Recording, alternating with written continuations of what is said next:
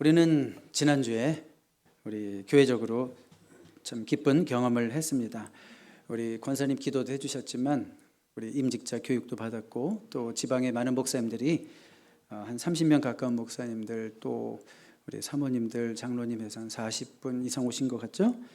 그분들이 오셔서 참 듣기 좋으라고 한 얘기인지 모르겠습니다만 어떤 얘기를 많이 들었냐면 우리 교회를 들어오면서부터 참 따뜻하고 계속 머물고 싶다 이런 얘기를 여러분이 해주셨어요.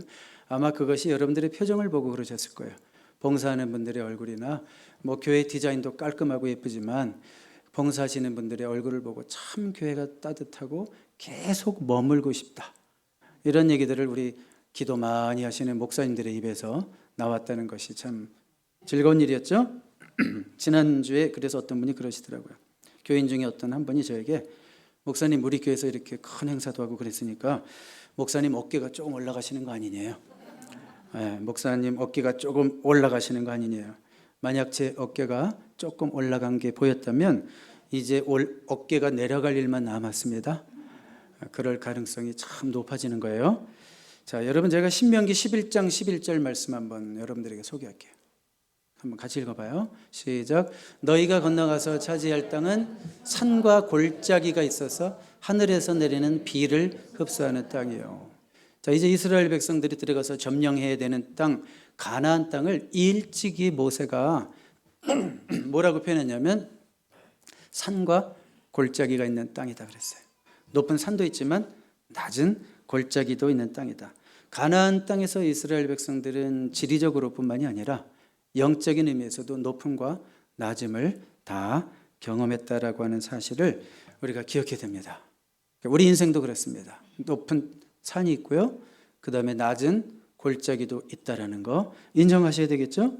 그렇죠. 때로는 성공, 승리와 같은 높은 산이 있지만 때로는 실패, 낙담과 같은 이런 다운의 시간도 있다라는 걸 인정해야 됩니다. 자, 여러분 근데 생각해 보세요. 올라가면 제 어깨가 올라갔으니까 꼭 내려가야 되나요? 다르게 표현할까요? 우리 인생이 꼭 올라가면 내려가는 것을 피할 수 없는 것일까요? 그렇지는 않습니다. 항상 그런 것은 아니지만 승리 후에 빈번하게 찾아오는 실패가 있다는 것을 사실 성경도 가르치고 있고 또 우리 인생의 경험도 가르치고 있지 않습니까? 그렇기 때문에 우리가 조금 그 승리 후의 실패를 방지할 수 있는 그런 대비가 필요하다 이라는 생각을 하게 됩니다. 우리 지난주에 엄청난 스토리를 우리가 성경을 통해서 봤죠. 여호수아 6장의 스토리를 봤습니다. 여리고성의 전투에서 이스라엘 백성들이요 칼 한 번 휘두르지 않았죠. 그렇죠. 그렇지만 그 견고한 난공불락의 성이 무너졌습니다. 큰 승리를 거둔 후에 백성들의 마음에 그 어떤 사기충천한 이제는 뭘 해도 될 것 같은 막 그런 마음이겠죠. 자, 그런데 오늘 이제 우리가 보게 되는 전투 아이성이라고 하는 여리고성에 비해서 택도 없이 작은 온 주민이 다 해서 12,000명이라고 이제 소개가 되기도 하는데 그 작은 성이랑 싸우는데 이스라엘 군대가 자만해서 한 2,000~3,000명 보냈다가 대패하고 쫓겨가다가 36명이 죽고 그리고 모든 백성들이 사시나무 떨듯이 떨게 됩니다. 그러니까 산에서 그냥 골짜기로 뚝 떨어진 거죠. 무슨 일이 있었을까요? 무엇 때문에 이런 일이 생겼을까요? 우리 쉽게 또 자만해서 그랬구나, 교만해서 그랬구나 이런 건 우리가 쉽게 들을 수 있는 얘기고요. 사실 오늘 본문 1절이 어떻게 시작하는지 볼게요.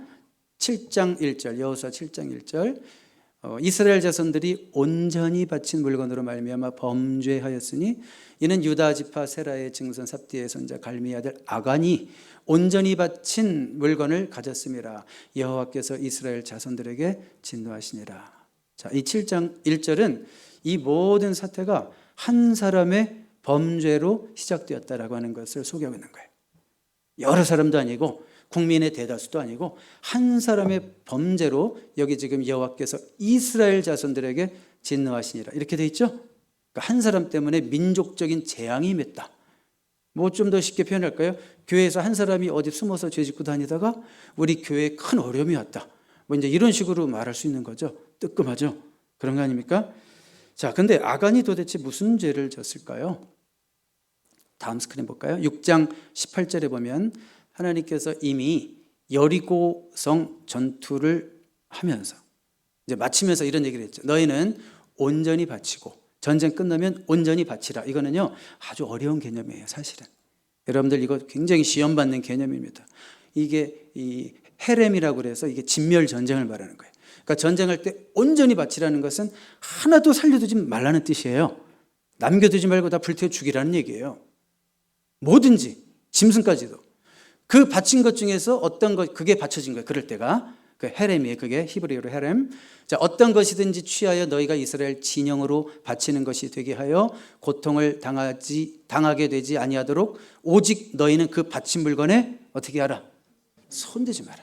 절대 손대지 마라. 아무리 갖고 싶어도 뭐 온정주의로 뭐 이렇게 짐승은 살려두고 사람 뭐 착한 사람은 살려두고 이게 아니에요.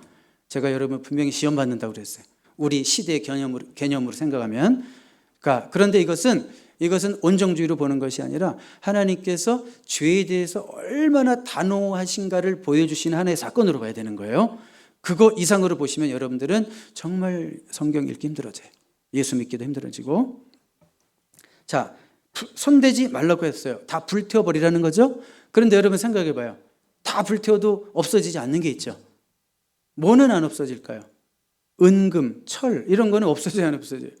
웬만큼 뭐 전쟁 중에 불태운다고 그런 게 사라지지 않죠. 그래서 여기 싫진 않았지만 나중에 19절에 보면 은금, 철 같은 것은 다 여호와의 성전의 곡간으로 여호와의 전의 곡간으로 드리라 이런 말이 나와요.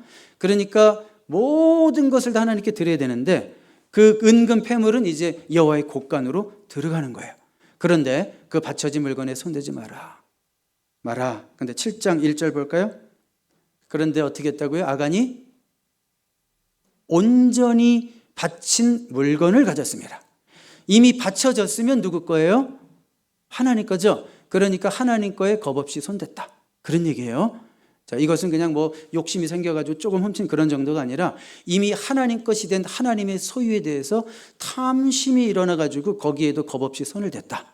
그런 불순종의 죄를, 말씀에 대한 불순종의 죄를 보여주고 있는 겁니다. 생각해 보세요. 여러분 쉬웠겠어요?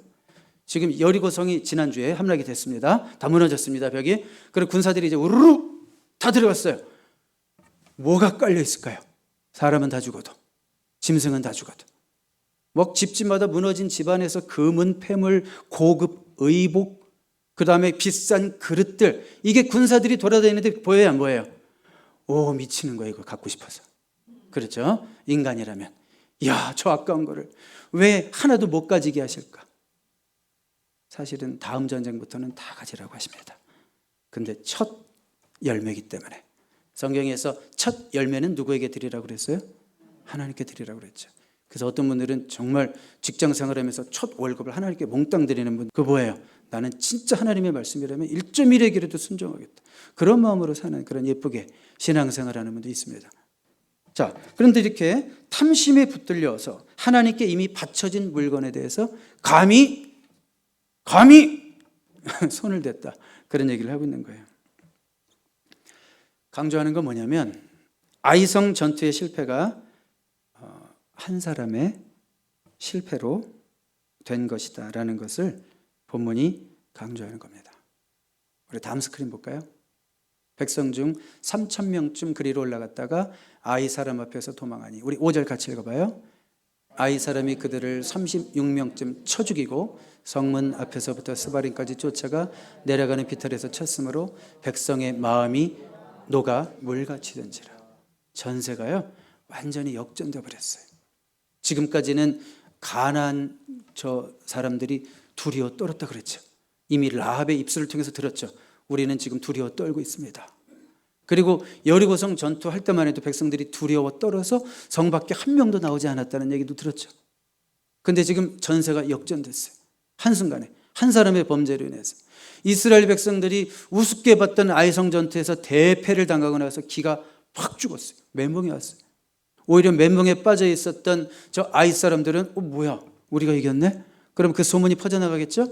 가나안의 많은 족속들이 앞으로 전쟁해야 될 31개의 성이 있는데 그 사람들이 무슨 생각을 했겠어요?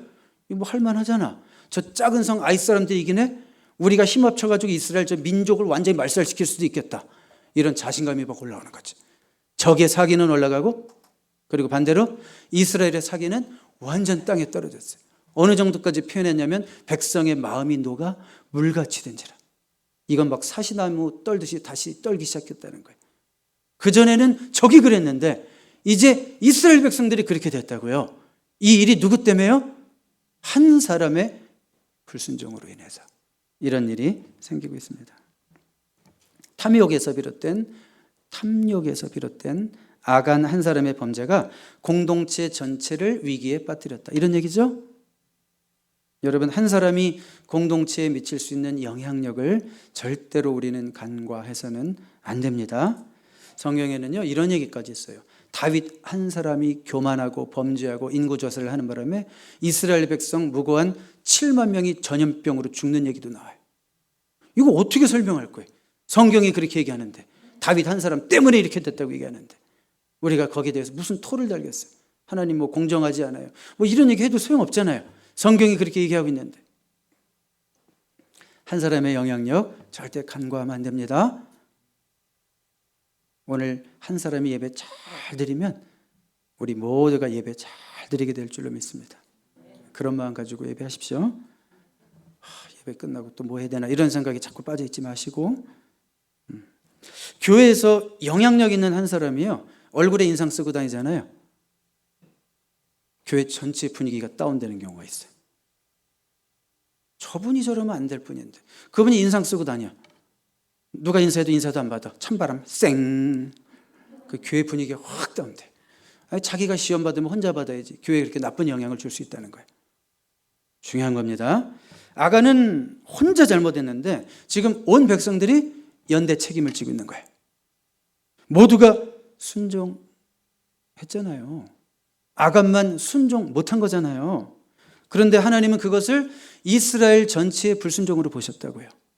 이게 뭔지 알아요? 교회는 내가 아닌 우리이다라고 하는 한몸의식을 가져야 되는 거예요. 어쩔 수 없습니다. 가족도 마찬가지죠. 가족 중에 하나가 아프니까 나도 아픈 거예요. 그렇죠? 내가 아닌 우리라는 한몸의식을 가져야 돼요. 교회에서 모두가 잘해도 한 사람이 못하잖아요. 그 못하는 사람의 수준이 교회의 수준이다. 이렇게 생각하시는 게 건강합니다. 예를 들어 드릴게요. 여기 쇠고리가 하나 있는데 쇠고리 큰 거. 이 쇠고리로 이제 쇠 사슬을 만드는 거예요. 쇠고리가 9개가 있는데 이 쇠고리 하나하나가 10톤을 들 수 있는 그런 쇠고리예요. 굉장한 두께죠. 그 쇠고리 9개가 있어요. 그 9개를 탁 연결했어요. 그러면 10톤까지 들 수 있다고 했죠, 하나가. 그러니까 10톤이 돼야지가 하나가 끊어진다는 거예요. 그러니까 9개를 딱 묶어놨으면 그게 10톤까지 들 수 있어요. 그런데 여기 1톤까지 들 수 있는 쇠고리가 하나 있었어요. 쇠고리 1톤까지 들 수 있는 거, 그거를 10톤까지 들 수 있는 9개랑 딱 묶어놨어요. 같이 이렇게 묶어놨어요. 그래서 물건을 들으면 10톤까지 들 수 있어요, 1톤까지 들 수 있어요. 오 주여, 그렇죠? 네, 자 1톤이 되면 하나가 끊어지겠죠. 10개 중에 물건을 1톤째 들으면 하나가 끊어져요, 안 끊어져요? 하나는 1톤까지밖에 견딜 수 없는 쇠고리가 하나 껴있다니까요. 9개가 10톤짜리라도 한 개가 1톤짜리라면 물건을 몇 톤까지 들 수 있어요? 10톤까지, 1톤까지. 오, 이거 진짜 나 시험 받겠네. 1톤까지밖에 못 든다 이거예요. 왜요? 9개가 10톤까지 들 수 있어도 하나가 끊어져 버리면 쇠 사슬은 끊어지는 거예요. 제가 쇠 사슬이라는 말을 안 했구나. 그러니까 9개의 쇠고리 10톤짜리 또 1톤까지 들 수 있는 하나를 쇠 사슬로 하나로 만들면 그 쇠 사슬은 몇 톤까지 들 수 있어요? 네, 제가 커뮤니케이션에 실패했습니다. 죄송합니다. 이거 한 사람이 잘해야 되는 거예요, 그렇죠? 네. 무슨 얘기인지 아시겠죠? 여러분들이 교회에서 내 실력이 아무리 10톤이라도 소용이 없어요. 한 사람이 실력이 1톤이면 우리 교회 실력은 1톤이 된다. 이렇게 생각하는 게 건강하다는 뜻이에요. 제 말을 잘 이해하셔야 돼요. 한번 이렇게 생각하시면 돼요. 내 수준이 내 교회의 수준을 결정한다. 따라해봐요. 시작. 내 수준이 내 교회의 수준을 결정한다. 이렇게 생각하고 사시는 게 굉장히 유익합니다, 우리에게. 그래야지 우리들이 하나님 앞에서 우리 자신들을 돌아보게 되는 거예요. 하나님, 나 하나로 인해서 우리 공동체가 약화되기를 원치 않습니다. 이런 기도를 하게 되는 거예요, 그래야 할 때 사람은. 자, 다시 탐심의 주제로 돌아오겠습니다. 한번 제가 질문해 볼까요? 아간이 탐욕을 갖게 된 이유는 너무 어려워서 그랬다. 맞을까요? 틀릴까요? 네, 틀립니다. 왜 그러냐면 우리가 이미 읽었지만 아까 1절에서 보면 아간에 대해서 굉장히 장황하게 소개하고 있죠. 무엇보다도 그는 유다 지파, 그리고 무슨 클랜, 또 무슨 패밀리, 무슨 가문 해가지고 아주 자세하게 소개하고 있어요. 무슨 얘기냐면 이 사람 배경 괜찮은 사람이다. 이 사람 어렵지 않은 사람이다. 뭐 가문적으로도 뭐 뼈대 있는 사람이다. 뭐 어려워서 훔친 게 아니다라는 걸 알 수 있습니다. 자, 그리고요, 그가 여기 우리 한번 21절로 가볼게요. 여기 지금 이제 나중에 아간이 고백을 하는데 그가 훔친 내용을 보세요. 제가 전리품 가운데에서 신할에서 만든 아름다운 외투 한 벌과 은 200세겔과 50세겔이 나가는 금덩이 하나를 보고 탐이 나서 가졌습니다. 어느 정도 훔친 것 같아요? 신할에서 만든 아름다운 외투 한 벌. 이거 뭐냐면 가격표를 딱 봤더니 상상도 할 수 없는 저 바벨론에서 수입해온 명품 의복이라고 생각하시면 돼요. 그런 가격은 여러분들이 평생 한 번도 못 쳐다본 가격. 그걸 의미하는 거고, 그 다음에 은 200세겔이라는 것을 송병현 교수님이 이렇게 계산을 하셨더라고요. 뭐라고 얘기하시냐면 은 200세겔이라는 것은 그 당시에 노동자 10명이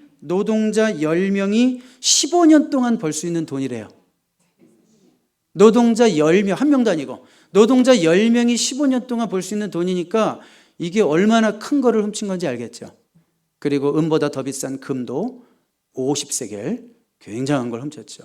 자, 그러니까 이건 뭐예요? 이거는 더 갖고 싶어서 훔친 거지. 어려워서 장발장처럼 너무 배고파서 할 수 없이 빵 집어먹은 이런 게 아니란 말이에요. 가진 사람의 탐욕이란 말이에요. 가진 사람이 더 갖고 싶어서 욕심을 부렸다, 그런 얘기죠. 벤자민 플랭클린이 했던 말 중에 이런 유명한 말이 있습니다. 나를 제외한 이 세상 사람들이 다 블라인드라면, 다 못 본다면 나는 크고 멋진 집이나 값비싼 가구들을 원하지 않았을 것이다. 이런 말을 했어요. 솔직하게 고백했죠. 무슨 얘기예요? 이미 충분하지만 남들에게 더 보여주고 싶은 허영심 때문에 나도 이렇게 탐심에 사로잡혀 산다라고 고백한 거예요. 이미 충분해요. 여러분, 절제되지 않은 탐욕은 판단을 흐리게 만듭니다. 그렇죠? 아간이 지금 탐심에 붙들리니까 보통 사람이 감히 할 수 없는 행동을 하고 있는 거예요. 이 양도 문제지만 하나님께 이미 바쳐진 것을, 하나님 것을 감히 건드리고 있어요. 쉽게 말해서 도둑질을 해도 교회 와서 도둑질했다, 이런 얘기예요. 교회 큰 물건을 보더니 야, 저거 한 1,000만 원 나가겠는데 쓱 집어갔다, 그런 얘기잖아요. 감히 탐심에 사로잡히니까 사람이 전혀 하지 않을 것 같은 행동을 했다 이거예요. 어떤 강도가요, 한 사람에게 총을 들이댔답니다. 뭐라고 얘기했냐면 네가 가지고 있는 돈을 다 내놓을래? 아니면 네 목숨을 내놓을래? 그러면서 막 다그쳤대요. 그러자 뭐라고 대답했는지 아세요? 시간을 좀 주세요. 생각 좀 해보겠습니다. 말이 됩니까? 생명과 물질 중에 무엇이 더 중요한지를 확인하는데 시간이 필요해요? 아니죠. 탐욕이 이 정도로 사람을 헷갈리게 하고 탐욕이 이 정도로 사람을 판단력을 흐리게 하는 거예요. 여러분 주변에 보세요. 가끔 보세요. 저 사람 정말 저렇게 행동할 사람이 아닌데 어떻게 저렇게 행동할 수가 있지? 우리 이런 거 보죠. 뭐예요? 사람이 탐욕에 사로잡히니까 전혀 하지 않을 것 같은 행동을 하는 걸 우리는 보게 되는 거예요. 성경은 탐심에 대해서 죄다 라고 분명히 경계합니다. 그렇다면 성경은 부에 대해서도 정죄합니까? 부자 되는 것도 죄입니까? 아니죠. 성경은 부에 대해서는 정죄하지 않습니다. 그렇지만 성경은 부의 분배에 대해서는 분명히 얘기합니다. 탐심을 이길 수 있는 길 중에 하나가 부를 하나님이 원하시는 대로 사용하는 것이고 분배하는 것이기 때문에 그렇습니다. 탐심의 노예가 되지 않고 내가 가진 부유함을 섬김의 기회로 쓰시는 여러분, 저는 그런 축복합니다. 내가 가진 부를 사명으로 연결하시는 그런 분, 저는 그런 분들에게 박수를 보내주고 싶어요. 자, 그래서 이 아이성 전투에서의 실패의 원인을 뭐라고 얘기하고 있는 거죠? 첫 번째로 탐심에서 비롯된 한 사람의 죄로 인함이었다라는 것을 말씀드리고 있는 거예요. 또 한 가지 아이성 실패의 원인이 있습니다. 이스라엘 백성들이 승리에 도취되어 있었다고 하는 것이죠. 여러분들이 본문을 자세히 읽으면 6장 여리고성 전투와 7장 아이성 전투에 아주 확연히 구별되는 점이 하나 있어요. 무엇인가 하면 6장에서는 전쟁을 하기에 앞서서 하나님께서 여호수아에게 이르시되라는 말로 시작해요. 한번 볼까요? 다음 스크린 6장 2절 여호와께서 여호수아에게 이르시되 보라 내가 여리고와 그 왕과 그 용사들을 내 손에 넘겨주었으니.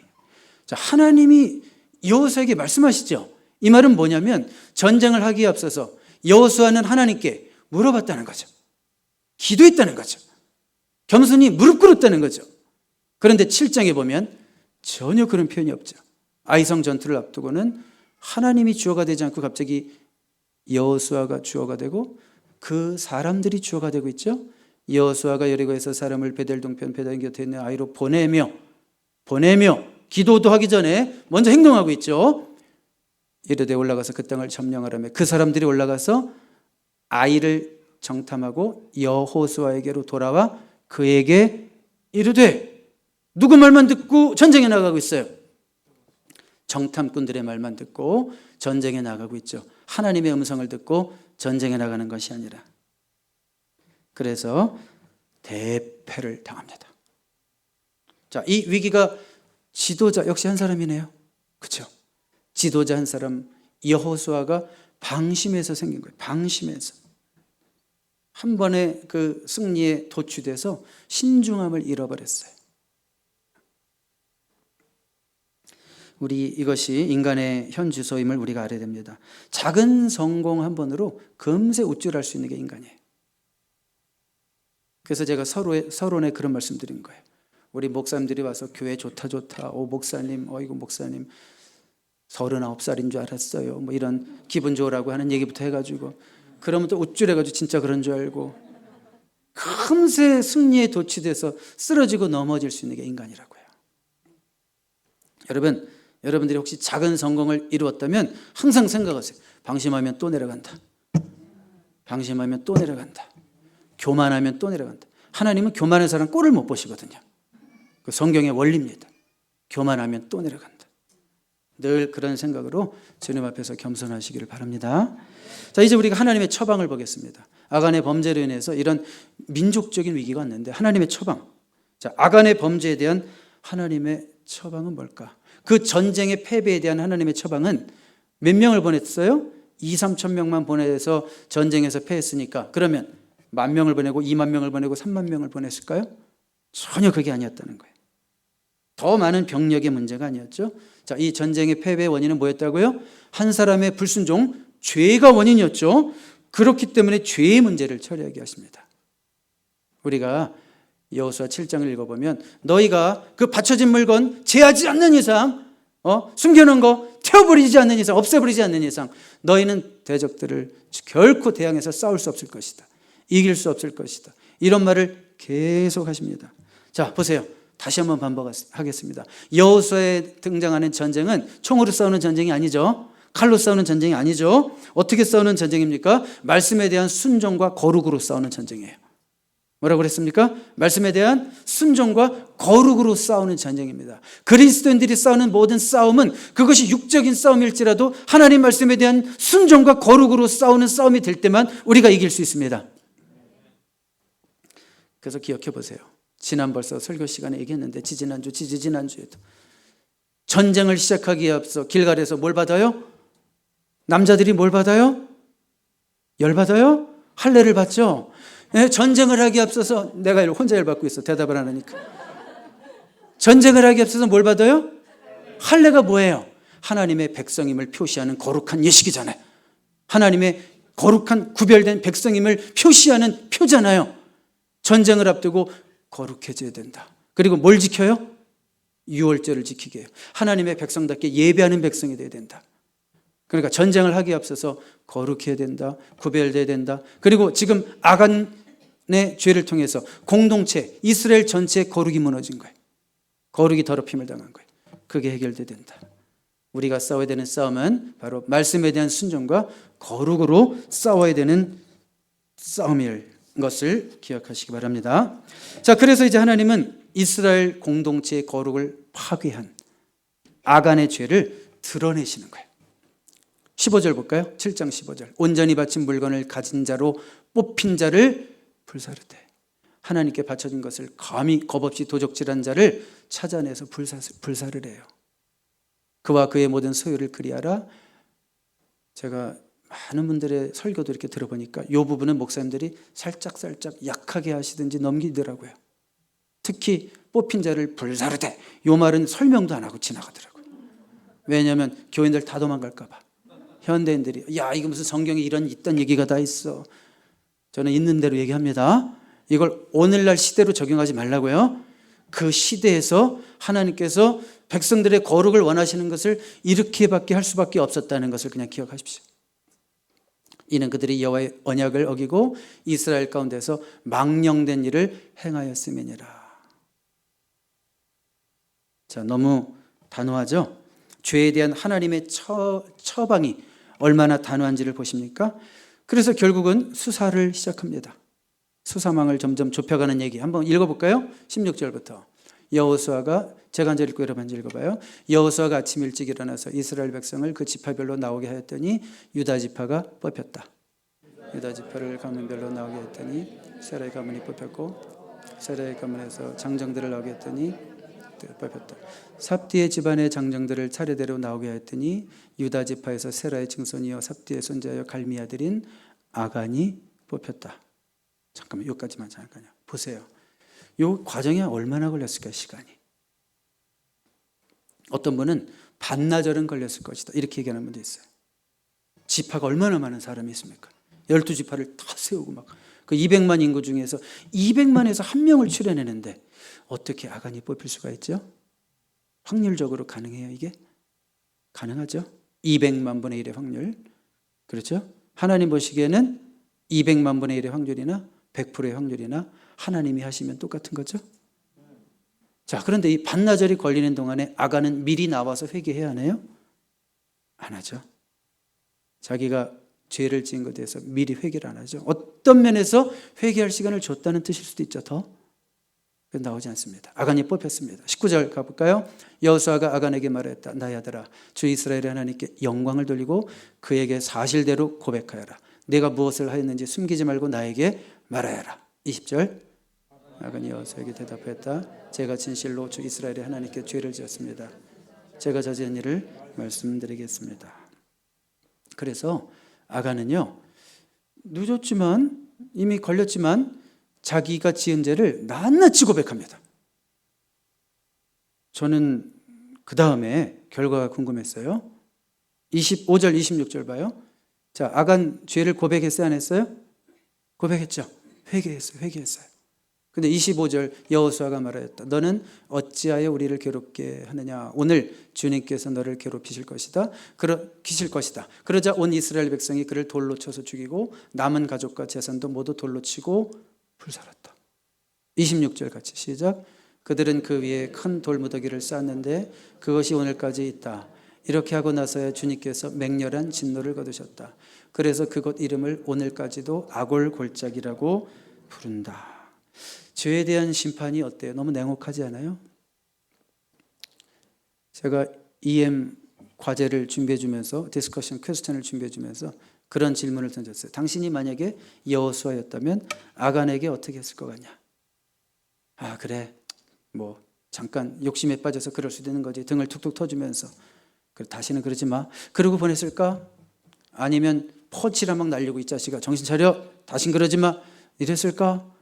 당신이라면 어떻게 했을까? 자, 우리는 다 온정주의에 빠지고 싶지 않아요? 그도 고백까지 했잖아. 근데 왜 이렇게 하실까? 왜 이렇게까지 하실까? 이렇게까지 하나님은 이스라엘 공동체의 거룩을 원하셨다는 거예요. 앞으로 거룩한 백성으로 살아야 될 이스라엘 백성들에게 죄가 얼마나 두려운 건지를 알려주시기 위한 example로, 초대교회 모두가 재물에 대한 욕심이 있었지만 아나니아 삽비라만이 심판을 당한 것이 초대교회 example이 된 것처럼, 사실 뭐 아간만이 욕심을 부렸겠습니까? 건드리지 않아서 그렇지 욕심 부린 사람 많잖아요. 하나의 에그젬플을 주신 거죠. 거룩한 백성으로 얼마나 죄를 두려워해야 되는지를 알게 하시기 위해서 이러실 수밖에 없었던 하나님의 심정을 이해하셔야 됩니다. 200만 명을 살리기 위해서 한 명을 희생시킬 수밖에 없었던 그 하나님의 결정을 우리는 이해할 수 있어야 됩니다. 자, 죄 문제는 이제 해결됐습니다.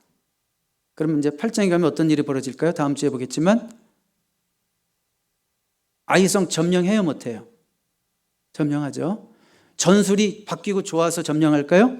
아니요. 무슨 전술을 써도 마찬가지예요. 여호수아가 계속 가르치는 것은 너희가 순종하느냐 안 하느냐예요. 순종하면 이기고 불순종하면 진다는 것뿐이에요. 너희가 구별된 거룩한 백성으로 싸우면 이기는 거지, 네가 뭐 많이 배웠고 경험이 많고 그거랑 상관이 없다는 거예요.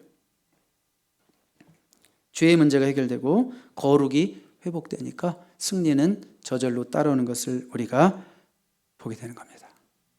자, 이 전쟁은 뭐로 싸우는 겁니까? 하나님 말씀에 대한 순종과 거룩으로 싸우는 겁니다. 한 가지 말씀드리고 이제 말씀을 결론으로 넘어가도록 할게요. 1907년 한번 사진 보여줄까요? 길선주 장로님, 평양 장대현 교회라고 되어 있죠. 1907년은 한국 교회사에서는 굉장히 중요한 랜드마크입니다. 엄청난 그 부흥의 시발점이 된 그런 날이었습니다. 그 해에 평양 장대현 교회에서 신년 집회가 열렸습니다. 신년 집회가 열렸는데 사실 그때가 이제 부흥의 막 조짐이 보이기 시작하는 때였는데 이상하게 아무 일도 없는 거예요. 막 집회하는데 일주일 내내 막 뭐가 답답하고 뭐가 막혀 있는 것 같고 말씀 목사님들이 아무리 앞에서 열심히 전해도 듣는 사람 하나도 없는 것 같고 막 그냥 세 사람만 잘 듣고 그 외에는 다 멍 때리고 있고 막 딴 생각하고 있고 막 그런 분위기죠. 목사가 진땀 나는 그런 날, 그런 분위기가 계속 이어지고 있는 거예요. 그러던 이제 중 거의 집회가 끝나갈 마지막, 이제 거의 마지막 주일 저녁 예배가 시작됐는데 바로 이분 길선주 장로님, 나중에 목사님이 되시는데 그땐 장로님이었어요. 그 길선주 장로님이 갑자기 예배 중에 일어나시더니 앞으로 나오신 거예요. 저 보세요. 자, 갑자기 예배가 시작됐는데 뭐라고 그랬어요? 길선주 장로님이 갑자기 앞으로 나오시는 거예요. 앞으로 나오시더니 강단 앞에 나와서 자기의 죄를 고백하기 시작하는 거예요. 누가 시키지도 않았는데. 웃을 타이밍 아니에요.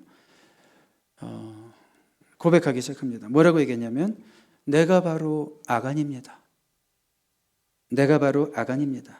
나 때문에 하나님이 우리 교회에도 복을 주실 수가 없고 나 때문에 우리 민족에도 복을 주실 수가 없습니다. 그러면서 자신의 스토리를 얘기합니다. 약 1년 전에 나의 아주 친한 친구가 임종시에 나를 자기 집으로 불러서 말하기를 길장로, 나는 이제 주님 앞으로 가지만 내 살림을 좀 맡아서 정리 좀 해주시오. 내 아내가 아직 그런 지식이 없기 때문에 그거 좀 잘 정리해서 내 아내 좀 케어해 주시오. 이렇게 부탁을 했어요. 염려마시오. 이렇게 약속을 했습니다. 친구는 갔고요. 그리고 이제 미망인의 재산을 이렇게 정리를 하는데 거기서 그 당시 1907년 전, 1906년쯤이죠. 1906년쯤 미화 100불이 발견된 거예요. 이건 상상을 초월하는 돈이에요. 미화 100불이 그 당시면 제가 그 돈을 사취했습니다. 이렇게 고백한 거예요. 내가 아간입니다. 이 교회 부흥을 가로막은 내가 아간이고 오늘 이 집회 성령의 역사를 가로막은 내가 아간입니다. 내일 아침에는 그 돈 전액을 그 미망인에게 돌려드리겠습니다. 이렇게 모두가 있는 데서 공포했습니다. 갑자기 이상한 분위기가 생겼습니다. 길선주 장로가 그런 고백을 하자마자 뭔가 그 교회 안에 막 영적으로 뭔가 막 눌려 있었던 것이 갑자기 사라졌어요. 그러니 너도 나도 자리에서 일어나기 시작했습니다.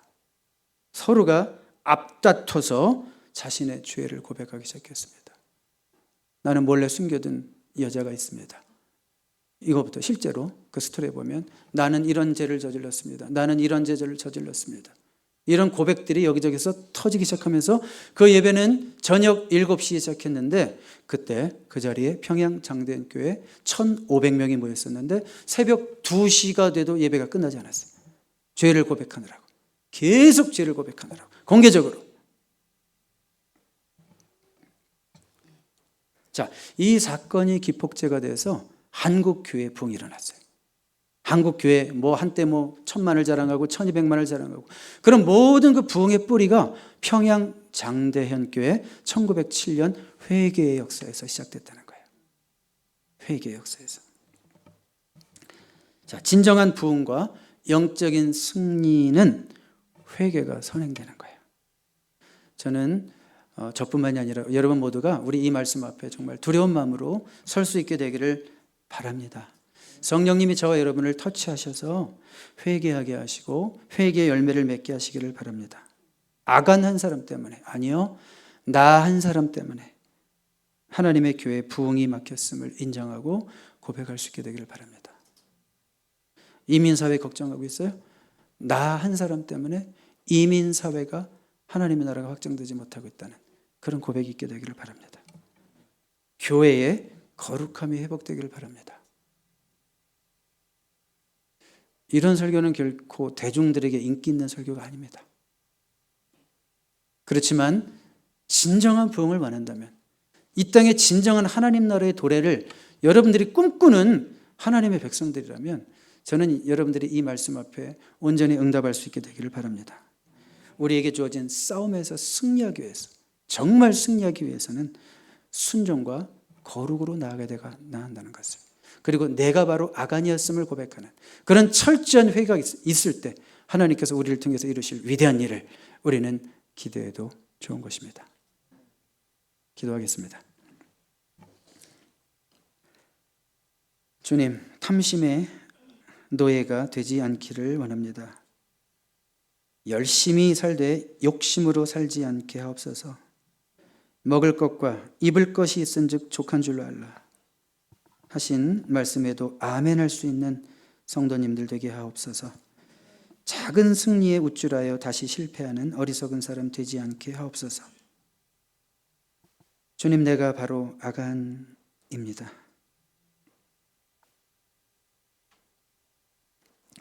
순종의 사람 되게 하시고 회개에 합당한 열매를 맺음으로 거룩한 성도로 나부터 구별되게 하옵소서. 나 한 사람 때문에 공동체가 어려워지는 것이 아니라 나 한 사람 때문에 공동체의 부흥과 성장이 올 수 있게 하옵소서. 예수 그리스도의 이름으로 기도드립니다. 아멘.